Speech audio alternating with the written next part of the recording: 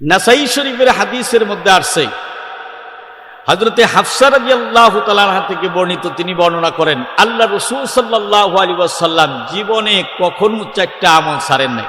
অর্থাৎ আল্লাহ রাসূল সব সময় 4টা আমল করার চেষ্টা করতেন। 1 নম্বরে হলো আশুরার রোজা, 2 নম্বরে হলো জিলহজ মাসের রোজা, 3 নম্বরে হলো আইয়ামে বীজের রোজা। অর্থাৎ প্রতি মাসে রাসূলুল্লাহ সাল্লাল্লাহু আলাইহি ওয়াসাল্লাম 3টা রোজা রাখতেন। এই মাস, প্রত্যেকটা মাসে 3টা রোজা রাখার জন্য চেষ্টা করবেন ইনশাআল্লাহ। আরেকটা হলো ফজরের সুন্নত। ফজরের সুন্নত এটা খুবই গুরুত্বপূর্ণ একটা ইবাদত। যদিও এটা সুন্নত, কিন্তু রাসূলুল্লাহ সাল্লাল্লাহু আলাইহি ওয়াসাল্লাম এর গুরুত্ব দিয়েছেন অনেকটা বেশি। তিরমিজি শরীফের হাদিসের মধ্যে আসছে, উম্মুল মুমিনিন হযরত আয়েশা সিদ্দিকা রাদিয়াল্লাহু তাআলা আনহা থেকে হাদিসটা বর্ণিত। আন আয়েশা রাদিয়াল্লাহু তাআলা আনহা قالت قال رسول الله صلى الله عليه وسلم রাকাতাল ফজর খায়রুম মিনাদ দুনিয়া ওয়া মা ফিহা।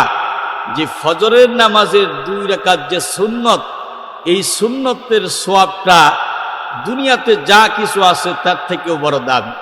অর্থাৎ আল্লাহ সুবহানাহু ওয়া তাআলার কাছে অত্যন্ত গুরুত্বপূর্ণ একটা আমল, এর মধ্যে একটা হলো ফজরের সুন্নত। এই জন্য আমরা এই ফজরের সুন্নত পড়ার চেষ্টা করব। এই জন্য রাসূলুল্লাহ সাল্লাল্লাহু আলাইহি ওয়াসাল্লাম বলেছেন যে মুনাফিকের জন্য 2টা নামাজ খুবই কঠিন, তার মধ্যে একটা হলো ফজরের নামাজ। এই জন্য ফজরের নামাজ যদি আমরা পড়তে উঠি তাহলেই তো সুন্নত পড়ব। এই জন্য এই আমলগুলো করার জন্য আমরা চেষ্টা করব।